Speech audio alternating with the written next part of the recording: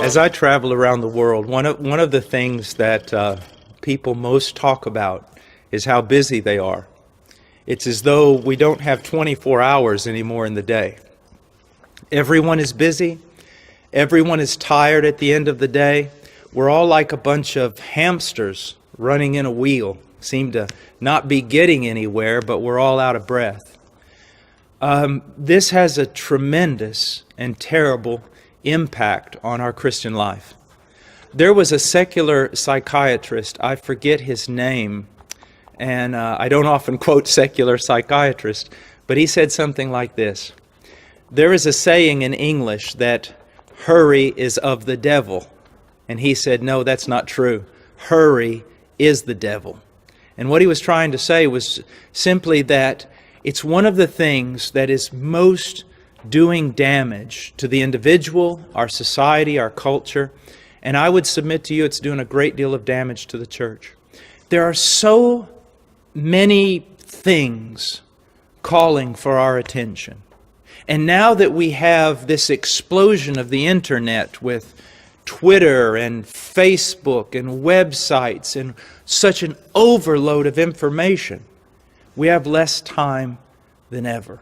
Less time than ever. And because people, now don't be offended, but because people are very egocentric and everyone wants to be a movie star, everyone now has their own Facebook page and their own Twitter account, and they're announcing to the world everything that they're doing, everything they are, and everything they believe.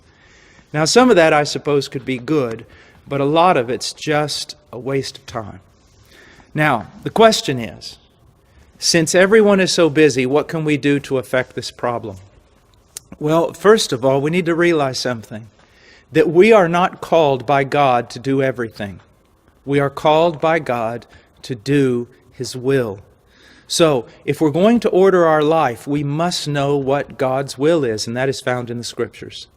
You know, it seems like every question someone has, the answer is always this. Go back into the Scriptures, read the Word, and find out what He has to say. But the way I handle all of this, because it also affects me, is I set priorities. Hopefully they're not my priorities, but they're God's priority. What is my number one priority every day? Number one priority. I would have to say it is meeting with God. Spending time in the Word and spending time in prayer. Because it impacts my entire life. If I don't do it, I'm disobedient. And if I don't do it, I'm no good to anyone. Do you know Martin Luther said? He said one time, he goes, I am so busy today that if I do not pray 3 hours, I'm never going to get everything done. Now you see how different his attitude was? We say, we're so busy today we can't pray.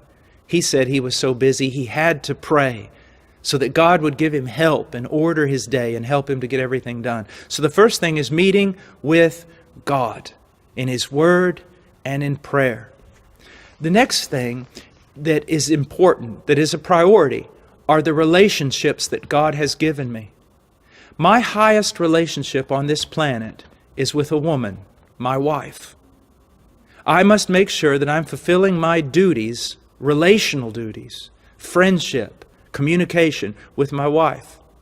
After that, my greatest and most important task as a father, and especially since we homeschool, is to pour my life into my children.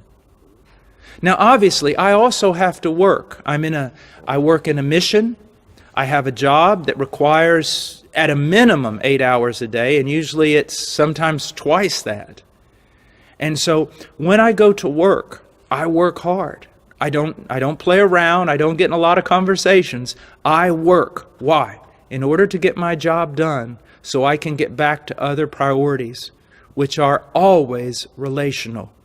My relationship with God, my relationship with my family, my relationship with my brothers and sisters in Christ, and then my relationship with people who need Jesus Christ.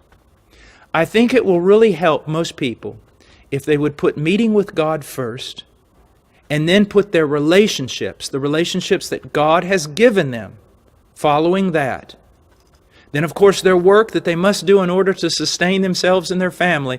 And if there's no time left, then instead of cutting out time with God, cut out your Facebook. Cut out your Twitter account. Cut out being on the web all the time, or on the telephone all the time, or texting all the time. Those things simply are not necessary. They simply are not. Here's something that I would like you to think about. God created us for a relationship with Him, but also horizontal relationships with others. On the day that I am about to die, and I'm laying on my deathbed,